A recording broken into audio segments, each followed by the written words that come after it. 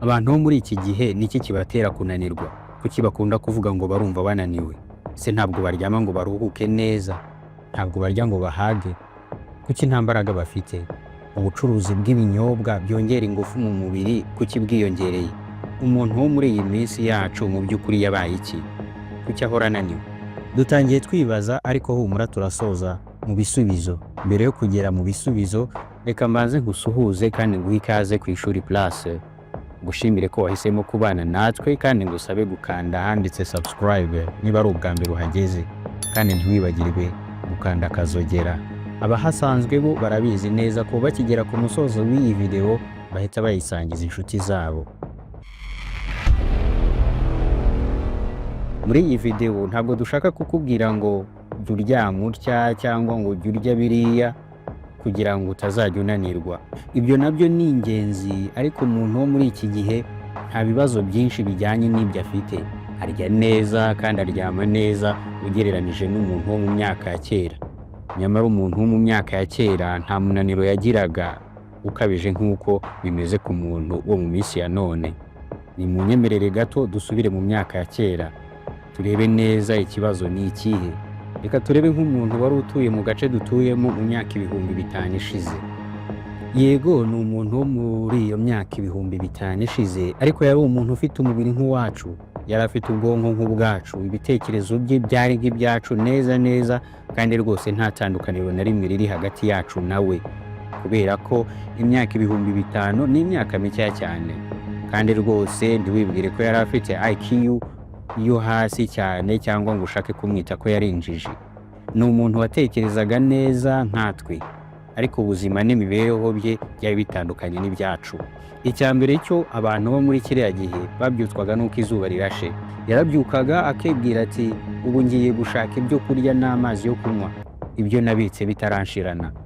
Ubwo akaba yinjiye mu ishyamba, akaba atangiye gusoroma imbuto zitandukanye, ubundi agahiga n'inyamaswa ngo yibonere akanyama.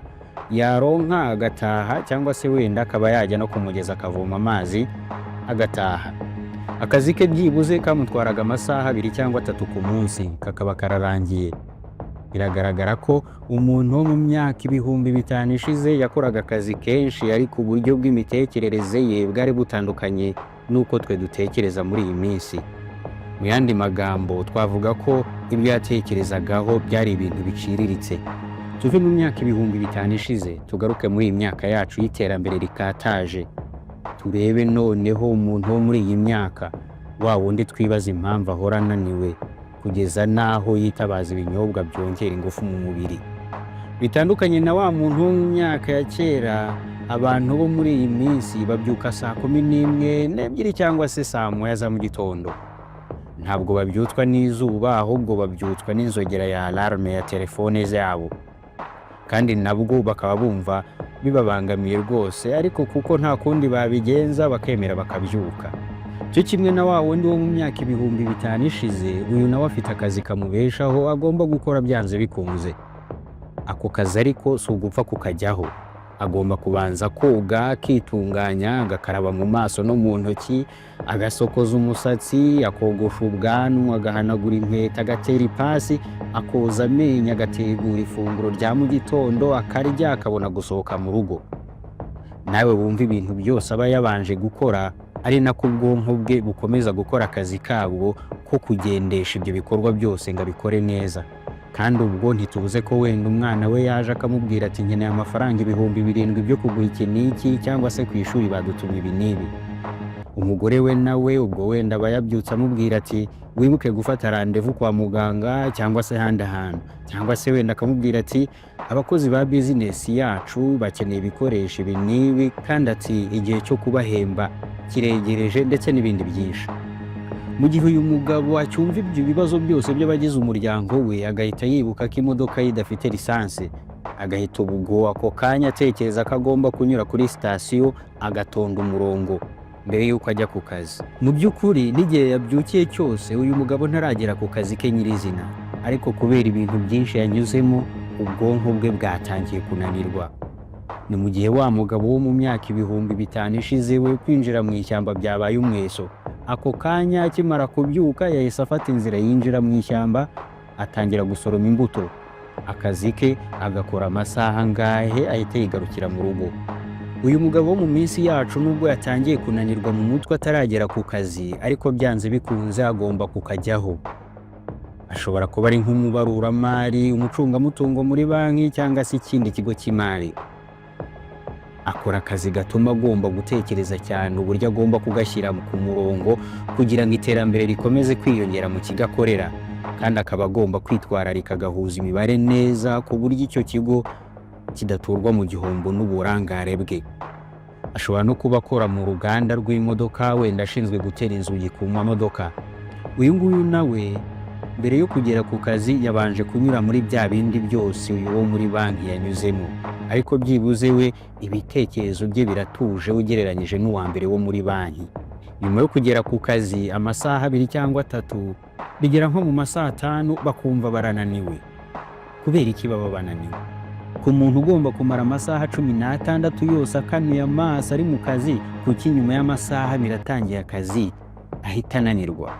Yego nibyo yamaze amasaha 3 ari ku kazi, ariko ubwonko bwe bwakoze cyane kuva na mbere y'uko agera ku kazi nk'uko twabigarutseho hejuru. Ntabwo ari nk'uko wagenda ugapakira imifuka 50 ya sima mu kamodoka. Ntabwo wakoresheje ingufu z'umubiri, ariko ubwonko bwawe bwakoze cyane ku buryo nyine bigeze aho bunanirwa. Ubwonko bwanyuze muri ibi byose byibuze buba bwakoresheje 20% by'ingufu zose z'umubiri, kandi iyo bwakoze cyane ingufu z'umubiri bukoresha zishobora kuzamuka zikarenga 20%. Igihe cyose adasinziriye ubwonko bwa muntu buba buri mu kazi kabwo, waba wegamye mu ntebe, waba urimo gukina umukino runaka, waba uri mu kazi k'ingenzi cyangwa se yewe urimo no gukora siporo, ubwonko bwawe buba burimo bukora. Hari amahitamo buba burimo gukora, ese nkora iki ngiki cyangwa nkora kiriya, nige biriya cyangwa nige ibingibi. Buhora buri mu mahitamo adashira. Abahanga mu by'imikorere y'ubwonko bavuga ko byibuze ubwonko bw'umuntu mukuru bukora amahitamo agera ku 35,000 ku munsi. Ese ni ukubera iki ubwonko bwacu bukora cyane ugereranije na wa muntu wo mu myaka 5,000 ishize? Kandi twe muri iyi minsi y'iterambere ibintu byinshi birikora, aho usanga dufite imashini yoza ibyombo, imashini ifura imyenda, nta gucana inkwi, aho dushatse kujya hose twicara mu modoka mu kanya gato ikabitugejejeyo. Nyamara ariko wa muntu wo mu myaka 5,000 ishize, buri gitondo akimara kuva mu buriri kugeza busubiyemo, buri cyose yakoraga yagombaga kugikoresha ingufu ze z'umubiri we. Nta nubwo tuzi ibyo yabaga yanyuzemo byose, byanashoboka ko hari ubwo yahuraga n'abambuzi b'abajura mu nzira bakamwirukankana bashaka kumwambura, cyangwa se wenda inyamaswa y'inkazi ikamuvumbukana mu ishyamba akisanga nta kindi kigomba gukiza amagara ye uretse kwiruka. Iyo nyamaswa cyangwa abajura akabereka igihandure. Ariko se kubera iki atagiraga umunaniro nk'uw'abantu bo muri iyi minsi? Uyu munaniro wose uturuka ku mikorere y'ubwonko bw'abantu bo muri iki gihe. Gutekereza no gukora amahitamo atandukanye nibyo bituma ubwonko bwacu buri kanya buba buri mu kazi. Ibyo gutekerezaho n'ibyo gukoraho amahitamo byabaye byinshi muri iyi minsi ya none. Uko dutekereza cyane ni nako imitsi y'ubwonko irushaho gukora akazi kenshi. Icyo ugomba kumenya ni uko ubwonko bugira uturemangingo tugera kuri miliyaridi 100 bita neurone mu Gifaransa. Utwo turemangingo twubatse sisiteme ikomeye kandi iteye imbere, nitwo tugira uruhare mu gutekereza kwacu, maze hamwe n'uko gutekereza tukabasha gufata ibyemezo. Ikintu gituma tubasha gukora ibyo ni glutamate. Glutamate ni ikinyabutabire cyo mu bwoko bwa acide amine gishinzwe gutwara amakuru kikayavana muri neurone kiyajyana mu yindi. Aho izi neurone ebyiri zihurira, biriya biva muri imwe bijya mu yindi nibyo bita glutamate. Glutamate nizo zituma neurone ebyiri zihura zigahererekanya amakuru. Uko ubwonko bukora cyane rero ni nako glutamate nyinshi zikusanya zigakora akazi kazo. Uko turushaho gukomeza gukoresha ubwonko ni nako neurone zirushaho gukorana, maze uyu muvundo wazo ukaza gutuma noneho gutekereza bikugora cyane. Iyo bimaze kugenda gutya umuntu ahita yumva ananiwe, hamwe no kutigeze uterura byibuze n'igiporoporo cy'ikibiriti ariko uri kumva unaniwe. Nta mbaraga z'umubiri wigeze ukoresha, ubwonko bwonyine nibwo bwakoze akazi ko gutekereza cyane no gukora amahitamo anyuranye. Iki ni ikibazo kiri ku isi yose. Niyo mpamvu bamwe na bamwe mu bantu bagira byibuze amasaha make yo kuruhuka hagati mu kazi. nka bimwe mu bihugu byo muri Aziya y'Iburasirazuba na Mediterane, hagati ya saa sita na saa cyenda akazi baragasubika bakaryamaho gato bakaza gukomeza akazi nyuma bamaze kuruhuka. Abahanga bavuga ko gusinzira bene ibi bitotsi ari ingenzi mu buryo bwose bushoboka, kuko biruhura ubwonko umuntu akicura bumeze neza bwiteguye kongera gukora akazi kabwo neza. Bakomeza banavuga ko bene ibi bitotsi bifite akamaro kanini ku buzima bw'umutima. Impamvu yabyo ikaba ari uko abantu bagira umuco wo kuryama hagati y'akazi batajya bagira indwara zibasira umutima, ndetse byanemejwe ko niyo yaba ari ukuryamaho igihe gitoya ugasinzira nk'iminota 15 bishobora kukugirira akamaro kanini cyane.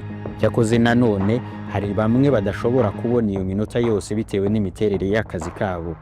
Nk'urugero, muri Amerika muri aya masaha y'ikiruhuko bafata agakawa, baba bafite iminota nka 20 cyangwa 15 yo gufata agakawa. Ibi nabyo birahagije kandi bifite umumaro, kuko byibuze umuntu aba ahinduye ahantu hamuteraga umunaniro akajya mu bindi bituma agira ibitekerezo bishyashya. Abakoresha b'abanyabwenge muri Amerika mu gihe cy'impinduramatwara y'inganda bahaga abakozi babo umwanya wo gufata agakawa. Abandi bakoresha bakabaseka bavuga bati ibi ni ukwica akazi nta kindi. Nyamara ariko imikorere y'abakozi banyoye ikawa kandi bakaruhuka yari myiza cyane kandi igatanga umusaruro. Ikindi kintu gishobora kudufasha kwirinda umunaniro utari ngombwa mu buzima bwacu ni ukugira gahunda. Kugira gahunda bituma umuntu atagira umuvundo w'ibitekerezo, akamera nk'indege yashyizwe mu buryo bwo kwitwara, autopilot. Iyo uri umuntu ugira gahunda ku buryo ibintu byawe byose biba biri ku murongo, ugira stress nkeya, kubera ko buri kintu cyose kiba kiri mu mwanya wacyo kandi wagikoreye igihe. Buri gitondo ubuzinga imyenda nambara niyi irahagana hehe ndetse n'ibindi. Bityo ibitekerezo byawe bikaba bituje ndetse bikanagufasha kutananirwa vuba mu mutwe. Ndetse bamwe na bamwe ku wa mbere bateka ibiryo bazakenera mu gihe cy'icyumweru cyose ngo batazigera bahangayikishwa n'icyo kurya mu gihe cy'iminsi 7. Ibi ariko ntabwo bitanga igisubizo kirambye. Mu bwonko bwacu habamo ikintu cyitwa adenosine. Adenosine niyo ituma ubwonko bwacu bunanirwa. Adenosine nayo ni ikinyabutabire cyo mu bwoko bwa acide amine gishinzwe kumenyesha umubiri ko wananiwe ukeneye kuruhuka nyuma yo gukora cyane. Muri make, ku bantu bafata kafeine nyuma yo kunanirwa bakumva basubiranye ubuyanja, icyo kafeine iba yakoze mu mubiri wabo ni ukugabanyamo ingano ya adenosine, noneho ingufu z'umubiri nazo zikongera zikwiyegeranya. Mu buryo bworoshye kandi bwumvikana, kuzamuka kwa adenosine mu mubiri bigabanya ingufu z'umubiri, naho urugero rwa adenosine rwagabanuka, urugero rw'ingufu z'umubiri rukazamuka. Reka noneho turebe ku bitotsi byacu. Ikintu cy'ibanze kandi cy'ingenzi kigizeyo umunaniro mu buzima ni ibitotsi. Buri muntu wese ashobora kugira isaha yihariye aryamiraho. Hari abaryama saa 3 z'ijoro, hari abahitamo kuryama saa 8 cyangwa saa 6. Icy'ingenzi ni uko isaha yose waryamira ugomba kumara amasaha byibuze 7 usinziriye. Amasaha 7 niyo masaha make umuntu ashobora gusinzira agashira umunaniro yaryamanye. Munsi yayo ntibishoboka. Icyakoze nanone ibitotsi bigira amoko. Hari ibitotsi byiza, ibitotsi bigereranije n'ibitotsi bibi. Biterwa n'ibitotsi wasinziriye. Hari ibintu byinshi bishobora gutuma udasinzira neza. Icyambere kandi cy'ingenzi ni stress.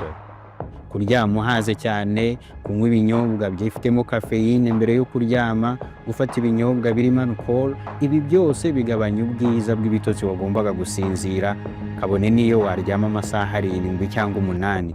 Ku munsi ukurikiyeho byanze bikunze ubyukana amavunane, umunaniro ari wose mu mubiri wawe.